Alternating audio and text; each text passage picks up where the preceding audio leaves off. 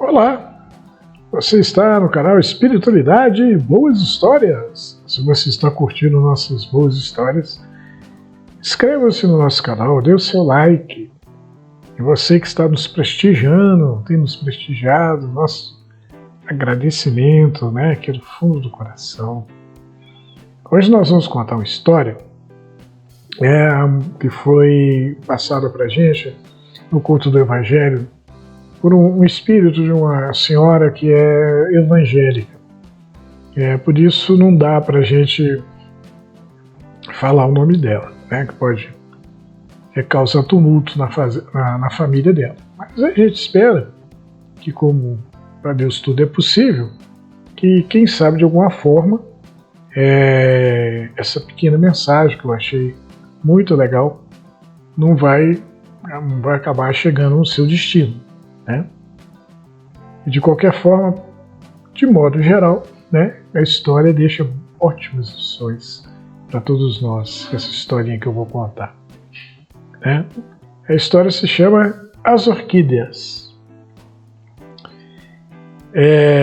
João arregalou os olhos quando o pastor falou do grande julgamento, lançando mão das palavras do apóstolo Mateus, que estão no capítulo 25, versículo 31 a 33 do Novo Testamento. Então, o pastor empolgado, chegou e falou assim: "E quando o Filho do Homem vier em sua glória, e todos os santos anjos com ele, então se sentará no trono da sua glória. E todas as nações serão reunidas diante dele, e apartará uns dos outros, como o pastor aparta os bodes das ovelhas. E porá as ovelhas à sua direita e os bodes à esquerda." Empolgado, o pastor procurou dar um tom profético à sua voz, quando disse, está lá escrito no Apocalipse 1:7, "Eis que vem com as nuvens." Quem é que vem? Jesus, "E todo olho o verá." O pastor encheu o peito. Dá para sentir que são chegados os últimos dias, que em breve Jesus vai voltar. Pois todos os sinais estão aí, para que todos saibam que a conversão é urgente. Terminado o culto, tendo chegado em casa, João foi ajudar Maria a preparar o almoço. Enquanto meditava a respeito das palavras do pastor e também do tipo de tempero que iria colocar na salada, ele lançou um olhar na área de serviço e sentiu pena pelas poucas plantinhas que ele havia plantado lá, já que sonhava com um belo jardim, mas o pouco tempo que ele dispunha não deixava que ele realizasse o seu sonho. João e Maria não têm muito tempo de casados, e Maria está grávida, e ambos não cabem em si de contentamento pela chegada de um filho ou de uma filha.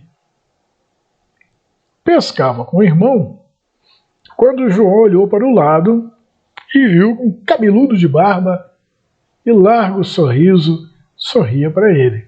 Pois estava lá o Luiz pescando, de repente, parece um cabeludo lá para ele. "Como vai, Luiz? Como vai, João?"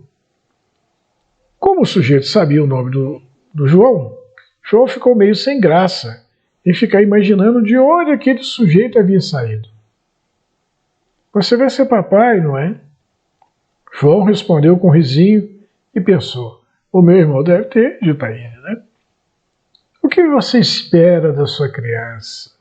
Levando a mão à cabeça, João tirou o chapéu, deu uma coçadinha na cabeça. "Eu gostaria de ter um filho que goste de pescar." O sujeito abriu um sorrisão.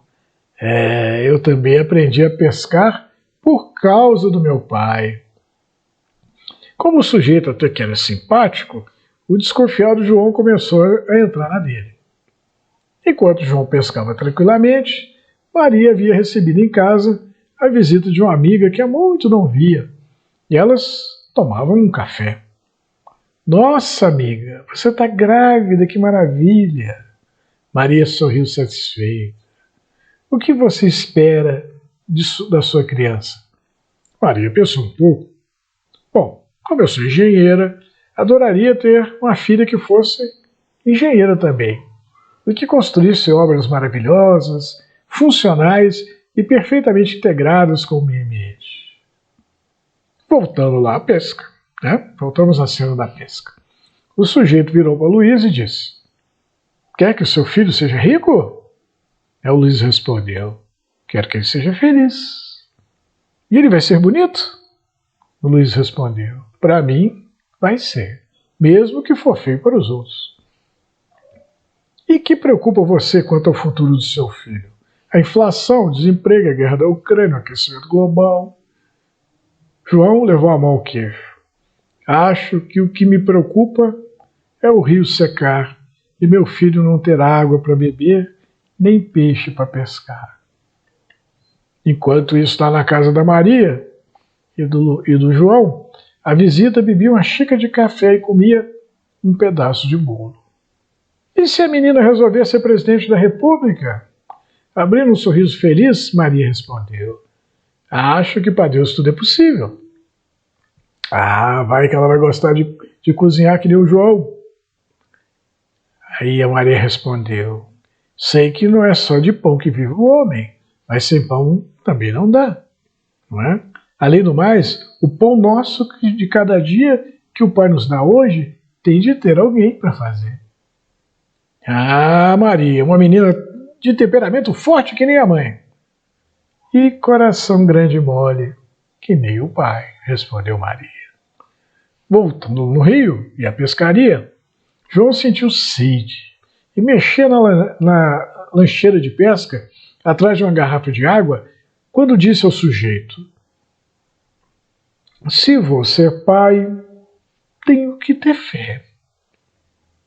João então tirou a garrafa de dentro da lancheira e viu que não era garrafa de água, mas de martini, que ele havia colocado no lugar da garrafa de água por engano. Martini é aquela bebida vermelha, né?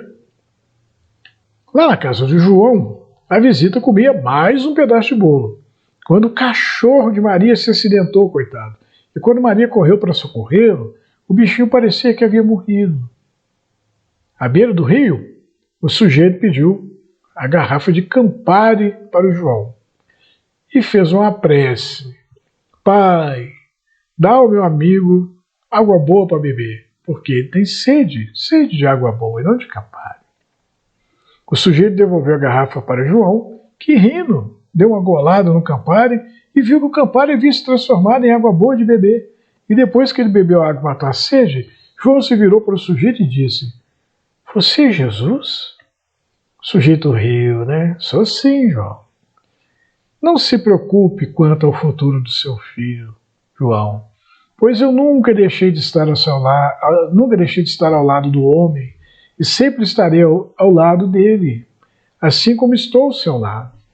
E se o final dos tempos é chegado, é porque é preciso dar um fim ao mal.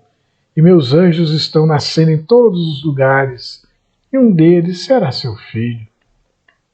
Um par de lágrimas correu pelo rosto de Maria, quando ela percebeu que não haveria jeito para o cachorrinho. Porém, a amiga dela segurou o bichinho, afagou, e o cachorrinho abriu os olhos e lambeu o rosto dela. Espantada, Maria encarou a amiga. Você é Jesus? A amiga sorriu. Sua filha é um anjo meu, e ela está destinada a fazer deste mundo um lugar melhor. O tempo passou, Maria deu à luz a uma linda criança, que à medida que foi crescendo, foi também despertando a curiosidade dos pais quanto ao que ela seria. A criança ia pescar com o pai, mas pescaria não era dela. Curtia as formas das casas, mas também não era isso o que empolgava. Até que um dia o João decidiu realizar o sonho de fazer um jardim na área dos fundos da casa, usando da ajuda da criança, que estranhamente conversava com as flores. Foi um dia, no culto da igreja, a família de João testemunhou o sofrimento de uma mulher doente, pelo qual todos oravam, chamada Maria, né? Chamada Madalena. Maria não, Maria é a mulher do João. Chegando em casa, a criança foi até o jardim e, voltando de lá, subiu nas pernas do pai e disse: Pai, o que foi? As plantinhas estão me dizendo para plantar orquídeas. Luiz riu, comprou sementes de orquídeas, e depois de plantadas, elas cresceram rapidamente, estimuladas pelas conversas com a criança, e assim que a orquídea bailarina cresceu, a criança pediu para os pais que eles levassem a orquídea para passear no culto da igreja.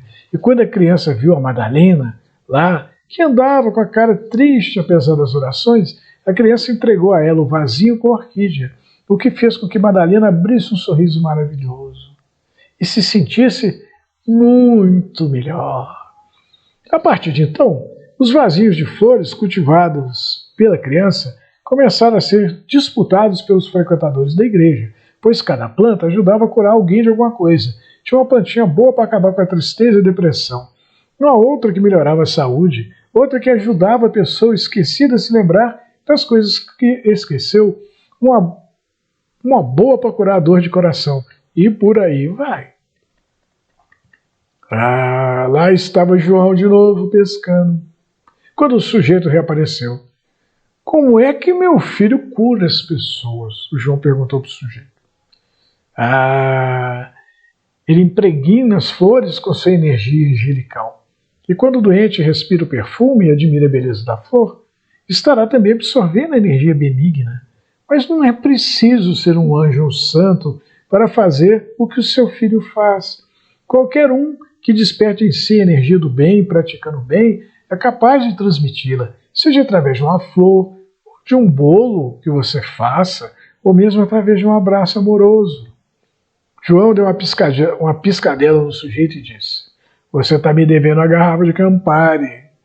Jesus sorriu, jogou a vara de pescar no rio e respondeu sorrindo: joga sua vara também, que vou lhe pagar a garrafa de Campari, que transformei em água, multiplicando os peixes.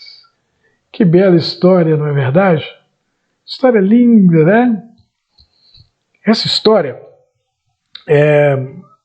ela leva a gente a meditar sobre muitas coisas. Por exemplo, o Jesus na história, ele vira para o João e diz: olha, eu sempre estive ao lado do homem, e sempre estive ao seu lado, e sempre estarei ao lado do seu filho também. Não é verdade? Então Jesus está aí com a gente.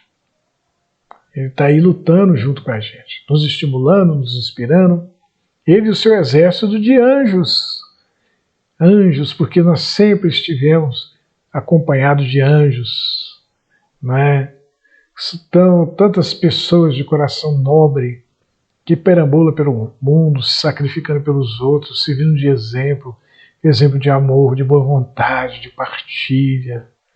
Não é? Que coisa maravilhosa são essas pessoas, né? E que, com toda certeza daqui não são, né? Elas vieram do céu, encarnaram entre os homens, assim como Jesus encarnou, né? Para nos vivenciar a mensagem evangélica e nos mostrar que é possível a gente viver como Jesus queria que a gente vivesse, não é verdade? Na história é muito interessante. O casal vai ter uma criança. A Maria queria uma menina. O João queria um menino. Então a história não diz que se nasceu um menino, uma menina. Né? A amiga da Maria chega para ela e falou: a sua menina vai ser, quem sabe, a presidente da República. Quer dizer, ela não chegou para Maria e falou com ela: olha, e se você tiver um menino? Não, ela não quis desiludir a Maria. Né? Ela deixou a Maria sonhar. Ela deu corda para ela. Do mesmo jeito que o sujeito, pescador, deu corda para o João. Ele queria o João alegre. Né? Então, o interessante é o João beber Campari, né? Bebida vermelha, ele gostava. Ele trocou as coisas. Então, Jesus fez um milagre inverso da transformação da água em vinho. Né? Ele transformou o Campari em água potável para o João poder beber. E em vez da gente ter um milagre da ressurreição de um homem morto, né, foi um cachorrinho. Né? Mesma coisa. Né? Jesus devolveu a vida para uma criatura, né, que havia perdido a vida. Né? Então isso é muito legal, né, para a gente meditar que Jesus está entre nós e Ele sempre aparece sutilmente, ele se manifesta através de tantos milagres que acontecem o tempo todo à nossa volta. Às vezes eu penso, gente, com tanta gente nesse mundo, tanta gente passando de dificuldade, como é que a gente consegue viver? Não é?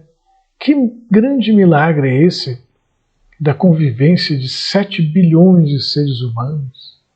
É tão difícil a gente conviver em família, né? Imagina a gente conviver com tanta gente à nossa volta, né? Imagina uma sociedade que dá conta de alimentar, de vestir, de educar, de evangelizar tantas almas. Não é um grande milagre? Não é? Não é um pequeno milagre, é um grande milagre. E uma sociedade que caminha para a grande fraternidade. Mais dia, menos dia, ela vai chegar. A gente sente isso. Cada vez mais o homem sente a necessidade do amor. Cada vez mais o homem menos quer a violência, a guerra. Né? Teve aqui na nossa cidade de Araxá, há um tempo atrás, um repórter da Globo, né? E ele contou para a gente no programa Sempre um Papo, patrocinado aqui pela companhia grande de Araxá, Companhia Brasileira de Metalurgia e Mineração, e esse encontro foi na Araxá, Universidade de Araxá. Esse repórter diz que correu o mundo inteiro, o mundo todo, e ele chegou à conclusão que os seres humanos, todos, queremos as mesmas coisas. Né? Nós queremos saúde, um trabalho, lazer e paz. Né? Então, querendo ou não, estamos caminhando para isso. Isso vai chegar mais rápido se cada um de nós fazer por onde. Né? Então, eu espero que você tenha gostado dessa linda história. Como eu disse no início, o Espírito que nos mandou através do Evangelho do Lar, ele não quis, ele falou, né, o nome e tal, mas pediu encarecidamente que a gente mantivesse segredo a respeito do nome da pessoa, porque era uma pessoa evangélica, né, então tem lá as crenças e a gente tem que respeitar. Né? Ainda bem que as coisas estão caminhando, e uma ocasião eu tive a curiosidade de perguntar para um mentor espiritual na nossa casa qual que é a religião que vigora do outro lado da vida. Aí o mentor falou: Eduardo, é a religião do amor, não é nenhuma dessas religiões que tem na Terra. Ou seriam todas elas, né? Porque todas têm um amor. Mas, na verdade, seja lá qual for a sua religião, quando você se vê diante da espiritualidade, diante de Deus, da presença dele forte, né, do poder dele, você vai ver o amor, né, que realmente o amor é a religião que vai vigorar no futuro. Né? E o grande pastor será a caridade. Espero que vocês tenham gostado dessa bela história, e eu espero vocês na próxima boa história. Fiquem com Deus, um grande abraço.